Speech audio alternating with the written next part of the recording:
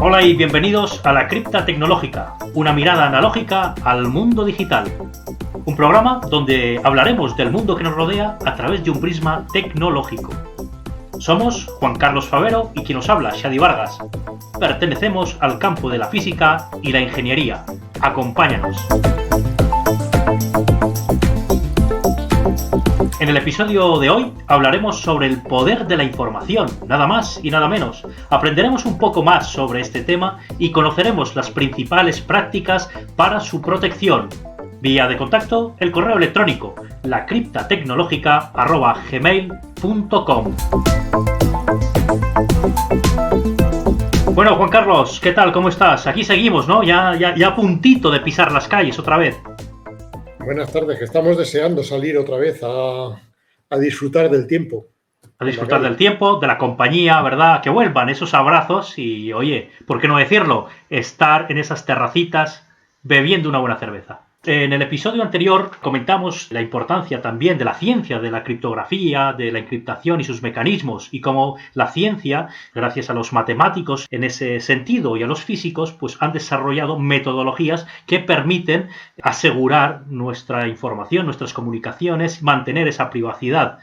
Comentamos también de ciertos mecanismos, pusimos los ejemplos de los certificados digitales, pero también vemos la necesidad y la importancia de hablar de la información.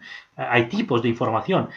Juan Carlos, ¿qué diferencia hay? Hace unos años generábamos información y no le dábamos esa importancia como le estamos dando hoy en día. ¿Por qué es importante cuidar y saber cómo gestionar esa información? Dicen que la información es poder. Y eso cada vez lo vemos más claro. O sea, no somos conscientes muchas veces de la cantidad de información que generamos, de la cantidad de información que estamos dando sin querer y lo que eso supone para nuestras vidas, para nuestra privacidad, lo que puede suponer incluso en el orden económico. ¿A qué te refieres? ¿Lo que nos puede costar? Lo que nos puede costar. O sea, piensa que, imagínate que yo pongo como clave de entrada a la web del banco el nombre de mi perro. Y luego resulta que en todas las webs sociales, en todas las redes sociales, estoy publicando fotos de mi perro con el nombre del perro y tal. Estoy publicando mi contraseña en todos sitios. Y hay gente que se dedica a hacer ingeniería social y a investigar la vida de la gente para sacar posibles contraseñas y hacer ataques que sean dirigidos.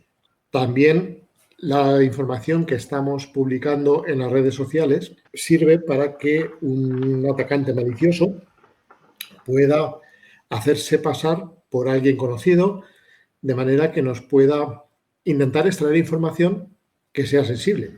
O sea, los ataques de phishing. Los ataques de phishing, que no es más que una suplantación, ¿no? La conocida suplantación de identidad. En este caso tenemos nuestra identidad física, analógica, me refiero en la vida real, tangible, y luego tenemos también nuestra identidad digital, que también es esa identidad en el mundo, valga la redundancia, digital y cibernético, si me permites la expresión. Alguien podría examinar, hacer un seguimiento de una persona en las redes sociales y obtener muchísima información de sus hábitos, de sus relaciones, con quién se lleva bien, con quién se lleva mal, sus ideas políticas, sus ideas religiosas, y todo eso puede ser usado en su contra. Claro, fíjate, como profesionales que somos y apasionados del campo de la física y la ingeniería, pues muchas veces nos surgen estas preguntas, ¿no? Cuya respuesta pues necesitamos a veces desarrollar, dar a conocer, divulgar, ¿no? También para que revierta no solamente en la comunidad científica, sino también en la sociedad, ¿no? Como decíamos, la información es poder y a veces manejamos datos, información a cada minuto, ¿no? Somos, igual que podemos decir, generadores a veces de residuos, consumimos y a algún sitio hay que tirar todo eso, también como generadores de información, tanto si es información basura, entre comillas, como información crítica, también hay una cierta clasificación, ¿no? O niveles para esa información. ¿No es así, Juan Carlos? Eso es. O sea, no toda la información tiene la misma importancia. No es lo mismo que yo diga que llevo gafas a que diga en las redes que padezco una enfermedad incurable, no sé qué. O sea, evidentemente no es el mismo nivel de intimidad lo que se está publicando ahí. Entonces, por eso hay también niveles de información, de sensibilidad de la información. Hay información sensible y hay otra información que puede considerarse pública. Uh-huh. Y también a nuestros oyentes decirles que se pueden también informar en organismos como por ejemplo la Agencia de Protección, ¿no? Agencia de Protección de Datos. Y claro, ahí también pues seguramente puedan ampliar todo los derechos, las obligaciones y las leyes en este campo. Ahora con la entrada recientemente del RGPD, y cuando digo recientemente es porque hay países que se han podido adaptar en un tiempo mínimo, sin embargo otros aún están conociendo, haciendo esas compliance en las empresas para ver si cumplen o no cumplen y en qué sentido les podría afectar, ¿no? Tanto a la información que manejan propia como de terceros. Juan Carlos, la semana pasada creo que fue que estábamos charlando también sobre el USB, esos dispositivos, ¿no? Que muchas veces llevamos ahí información y claro, cualquiera que introdujese ese pendrive, ese USB en su ordenador, tendría un acceso prácticamente ilimitado a ese contenido, ¿no? Eso es. O sea, a veces tampoco somos conscientes de qué información llevamos encima. Yo puedo trabajar pues en mi caso trabajo con alumnos, pero podría trabajar con información de pacientes, con información de usuarios, con información de tal, y inocentemente podría decir, pues me llevo esta información, o sea, grabo este archivo que contiene estos datos en el pendrive, me lo llevo a casa y sigo trabajando en casa el fin de semana porque no voy a venir y tal. Es un grave error, porque pierdo ese pendrive y toda esa información queda al descubierto. Entonces, cada vez que grabemos información en un pendrive, tenemos que ser conscientes de qué información estamos grabando y cómo la estamos grabando. Es importante hacernos con el uso de programas que permitan el cifrado de los pendrives, de manera que si lo perdemos, esa información no pueda caer en malas manos. Qué interesante esto que comentas y también qué importante que muchas veces pues la falta de formación sobre la importancia de conservar y dejar a buen recaudo esos datos, esa información, a veces como que no conocemos esos mecanismos, no conocemos los sistemas, también a veces esa tendencia, ¿no? Del ser humano a decir, oye, no me quiero complicar la vida, yo lo que quiero es algo rápido, que lo tenga muy accesible, que inmediatamente yo conecte algo y tenga acceso a esa información por agilizar. Pero ¿no crees que también sería bueno, en este caso, pues los programadores, la gente de este campo, que también pusieran ciertos mecanismos automáticos que simplemente, mediante la introducción de ese USB en tu ordenador, pues lo pueda encriptar esa información, que cuando tú le lleves a otro sitio sí requiera esa contraseña, como mecanismos inteligentes, por así decirlo? Esos mecanismos ya existen. Lo único que hace falta es que la gente conozca que están y sepa utilizarlos. Pero esos mecanismos ya están. Yo, la mayor parte de los pendrives que llevo encima están encriptados. Yo utilizo normalmente no, utilizo siempre GNU Linux y es algo tan sencillo como preparar el pendrive inicialmente y después, cada vez que lo conecto, me pide la contraseña para poder acceder a su contenido. Ya está, no tengo que hacer nada más. Seguramente muchos oyentes usen otros sistemas, MacOS, usen Windows, ¿también vale ahí? Claro, el mismo sistema no, pero hay los sistemas equivalentes para esos sistemas. Con lo cual, solamente hace falta que la gente sepa utilizarlos y sepa que están, lo primero, y sepa utilizarlos. Ejemplos o nombres de programas que se puedan citar que la gente pueda usar. Solo te puedo hablar de Linux porque... Recuerdo una vez que hablamos sobre ellos, por ejemplo, el OnClick, que poniendo en Google OnClick o OneClick a veces también, pues permiten hacer eso. Creo que los últimos sistemas operativos de Windows tienen una funcionalidad nativa, viene de serie para poder hacer ese trabajo, lo formateas y luego pues ya obtienes, digamos, una estructura de archivos o de ficheros que pueda permitir ese cifrado y descifrado en tus máquinas. Mac creo que también usa, ¿no? un sistema propio para el tema del Time Machine, que a la vez sirve también para copias de seguridad y da la opción de encriptar. Y ya no solamente hablamos de USB como dispositivo de almacenamiento portátil, sino incluso los propios discos duros de esos equipos, ¿no? Eso es. O sea, lo ideal es no depender de aplicaciones de terceros, sino que esté soportado directamente por el sistema operativo. Entonces, todos esos sistemas que mencionas, que yo no conozco porque no uso y no es mi campo, pues es estupendo porque efectivamente, que el disco duro también esté cifrado y que sea transparente para el usuario es lo ideal. Y que el usuario no tenga que preocuparse de si el sistema está cifrado, simplemente enchufa el pendrive y el sistema operativo directamente le pide la contraseña y le permite el acceso. Pero cuanto más fácil sea el uso por parte del usuario, más extendido estará el uso de estas tecnologías entre los usuarios que no tienen por qué tener unos conocimientos de informática especialmente avanzados. Me surge la duda, el tema de la eficiencia, ¿verdad? Y el rendimiento de estos mecanismos, en el sentido de que a lo mejor un USB, yo que sé, hoy en día de 64 gigas, pues bueno, tú si lo tienes con mucha información, ese proceso de encriptación y luego, a posterior de esa encriptación, eso no consume muchos recursos de la máquina y tiempo, o hay mecanismos que te dicen, no, no, no, yo solamente te voy a encriptar, por así decirlo, el archivo más reciente y yo solamente te desencripto ese archivo que tú solicitas, o es una encriptación total. No, no, es la encriptación, aparte de utilizarse algoritmos simétricos que son muy eficientes, se hace como decías ahora. Tiene una preparación previa, un formateo del dispositivo, ya sea el disco duro o el pendrive, se prepara el sistema de ficheros para que sea encriptado y después, cada vez que grabas, esa información que estás grabando es la que se cifra en ese momento y cuando lees se descifra esa información en concreto, o sea, no se hace todo de golpe. Por tanto, el impacto que tiene en la eficiencia del sistema es prácticamente nulo, por lo menos muy asumible con las máquinas que tenemos actualmente.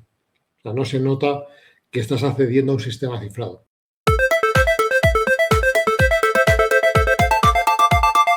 La cripta tecnológica, una mirada analógica a un mundo digital, con Juan Carlos Favero y Xadi Vargas.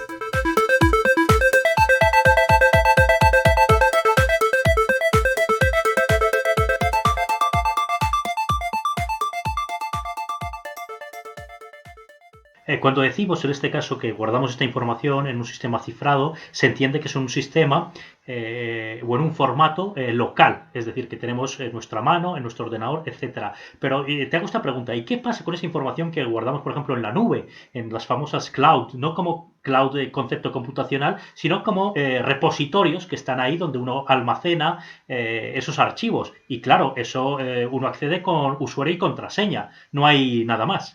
Bueno, una vez que subes algo a la nube, pierdes el control sobre ello. Ya dependes de la tecnología que tenga el proveedor. Y tienes que confiar en que está aplicando unos mecanismos suficientes para proteger esa información. Pero de vez en cuando salen en los medios de comunicación que tal empresa ha tenido un fallo de seguridad y no sé cuántos miles de contraseñas han quedado al descubierto. Eso es confiar en el proveedor. Usuarios tenemos poco control.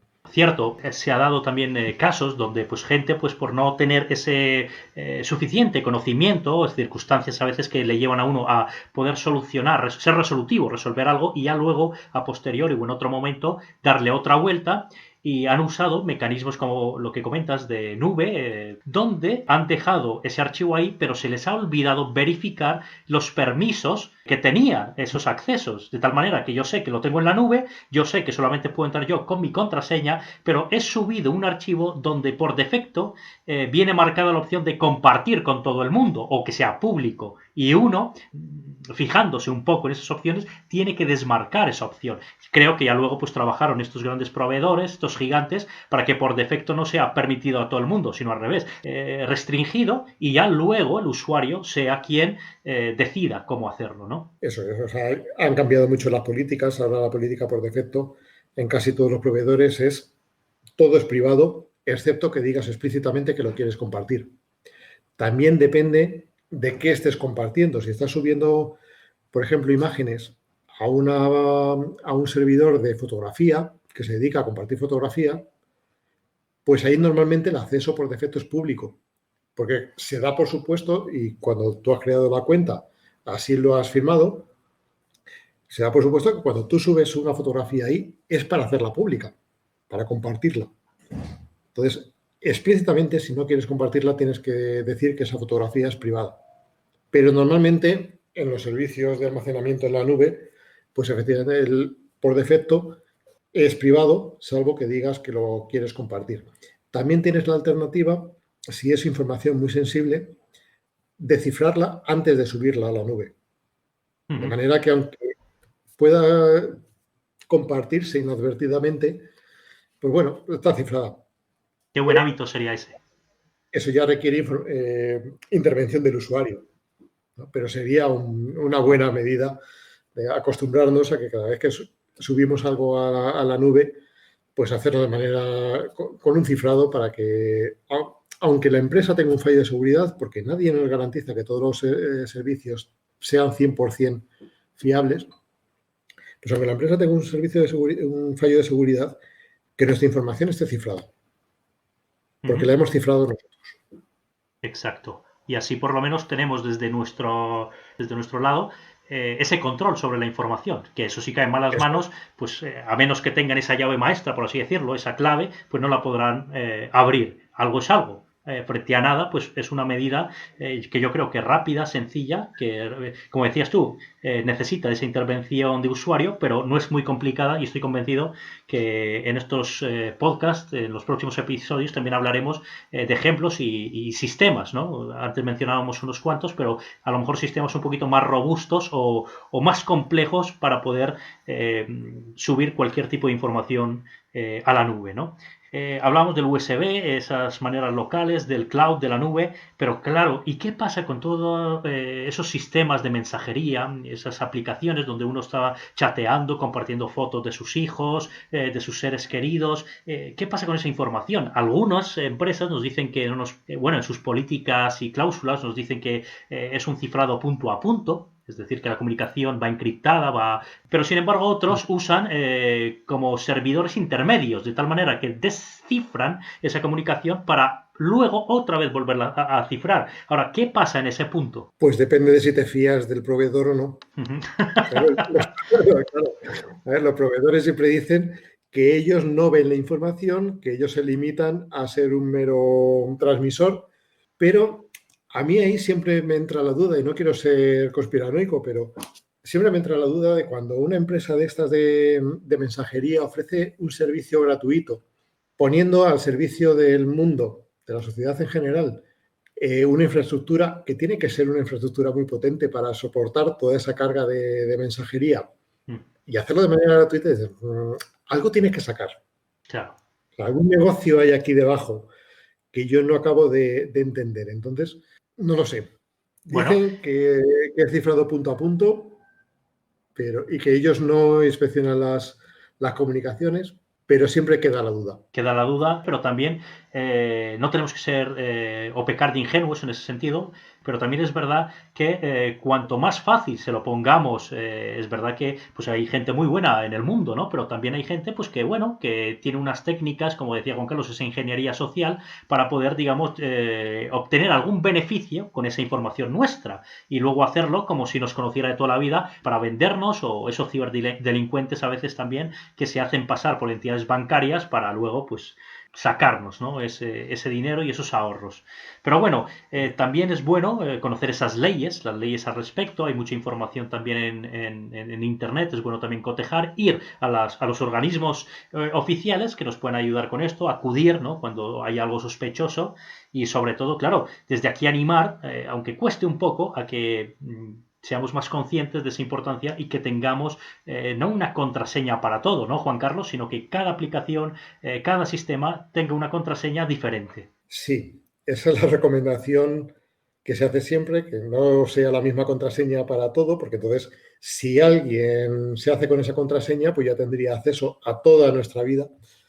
Pero claro, también hay que guardar que la memoria humana tiene una cierta capacidad, en mi caso bastante limitada, y recordar 100 contraseñas es muy complicado.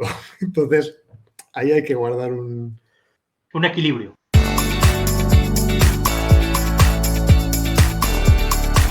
Interesante la cripta tecnológica, le doy un like.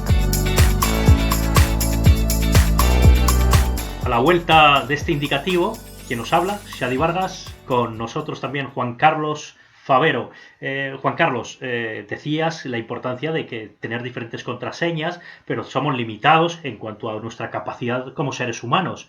Ir con papel y boli pues puede ser un poquito, no voy a decir que nos dé pereza, pero bueno. ¿Cómo lo podemos gestionar? Tú, como físico, ¿qué se te ocurre? A ver, o sea, lo peor que se puede hacer es buscar contraseñas muy complicadas que seamos incapaces de recordar y que al final tengamos que apuntar en un papel que pegamos junto a la pantalla, porque entonces estamos perdidos. Eso es lo peor. Pero claro, tener la misma contraseña para todo tampoco es bueno.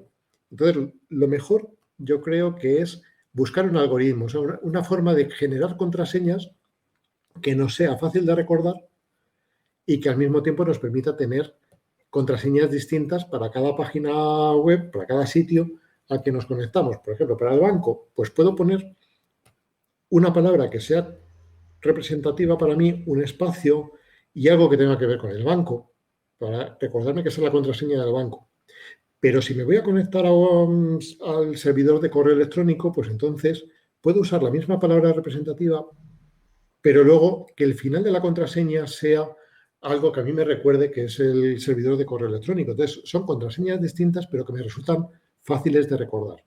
Entonces, ahí estoy utilizando un método para generar contraseñas que, hombre, tampoco es que sea la panacea, porque si alguien conoce ese método, me va a poder pillar. Ujú. Pero ya no es, se lo estoy complicando un poquito más. Claro. Y, por ejemplo, las medidas que tanto vemos ahora biométricas, ¿no? Algunos fabricantes que dicen puedes tener tu llavero de claves y ahí guardas las claves. Incluso el propio sistema te sugiere una clave y luego además te dice para tú acceder a eso tienes que usar pues tu huella dactilar, tu reconocimiento facial, etcétera, etcétera. ¿Eso también puede ser una buena manera? Sí, eso también es útil. O los gestores de contraseñas. De manera que yo puedo tener en una aplicación software, por ejemplo, eso Linux lo tiene resuelto. Yo ahí tengo almacenadas todas mis contraseñas y una contraseña maestra, que es la única que tengo que recordar. Y es la que me solicita para conectarse a cualquier sitio. Ella sabe qué contraseña tiene que usar. Entonces, en los sitios estoy utilizando contraseñas distintas, pero solamente tengo que recordar una. Un llavero generador de claves, pues también me facilita la vida, porque es un dispositivo físico que no tengo que recordar ninguna contraseña y solamente tengo que recordar una contraseña maestra, pero él se encarga de gestionar las contraseñas particulares para cada sitio. O sea, se trata de no complicar demasiado la vida al usuario, que al final acaba apuntando las contraseñas en un post-it y pegándolas en el monitor. ¿Cuántas veces no lo hemos visto, verdad? En nuestras empresas, nuestros compañeros y colegas, pero es que las tienes al lado del monitor y por ahí pueden pasar alumnos, pues otros compañeros que no tienen que o no deberían acceder a ese tipo de información. Nos vamos a casa y dormimos tranquilamente y no somos conscientes, ¿verdad?, de lo que eso podría suponer. Hablábamos al principio de bueno, la importancia de encriptar, de asegurar nuestra información, de no dejarla en pendrives abiertos y que había mecanismos, incluso software y programas que podíamos instalar en diferentes sistemas que generaban una especie de una capa superior que blindaba y protegía toda esa información. Hablamos también de la nube y sobre todo de que muchas veces estos proveedores de servicios gratuitos, por decirlo de alguna manera, o poniéndolo entre comillas, hay veces que también se pueden lucrar con esa información. Pero bueno, ¿qué pasa, Juan Carlos, por ejemplo, con esas webs? Al principio nos decían las páginas web que no tengan un HTTPS, no tengan esa palabra S de secure, sobre ese protocolo, ¿verdad?, de visualización y de acceso a contenido web.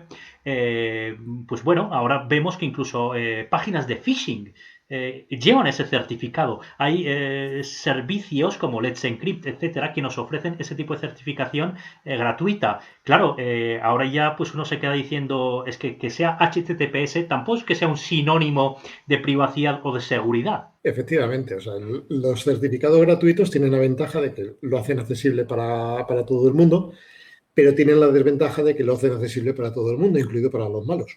Entonces, bueno, pues hay siempre, aparte de que aparezca el candadito, siempre hay que vigilar que en la línea de dirección del navegador ponga efectivamente la dirección que nosotros creemos que estamos conectando.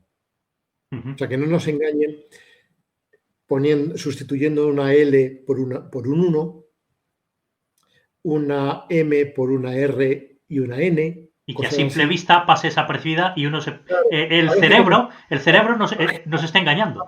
Y el candadito aparece cerrado porque tiene un certificado de Let's Encrypt que ya está. Que lo único que certifica es que el usuario tiene acceso sobre esa página, pero no que es realmente la página a la que tú te quieres conectar. Claro, y el hecho, por ejemplo, si me permites, antes de pasar a la siguiente pregunta rápida, hemos escuchado también por ahí que muchas veces usaban incluso caracteres coincidencia, ¿no? Como cuando escribimos en matemáticas, en física, pues esas fórmulas que a veces, oye, tienen una similitud y que a simple vista, pues como decíamos antes, nos puede engañar. Por ejemplo, sustituir una M por una R y una N. Depende del tipo de letra que tengamos elegido. A lo mejor no lo notas. El tipo de fuente, ¿no? El tipo de fuente. Qué bueno. Y entonces pues, estás conectando la UCM y en realidad te estás conectando la UCRN. Fíjate, que estará por ahí a saber a dónde... Lo menciono porque es un dominio que tenemos controlado. Qué bueno. Y como ejemplo, Juan Carlos, antes de terminar, el hecho que una página web cuando nosotros visitamos tenga ese certificado, hemos dicho que bueno, no es sinónimo de que 100% sea una web segura si el dominio no coincide con estos pequeños tricks o engaños visuales que pues, los ciberdelincuentes saben usar.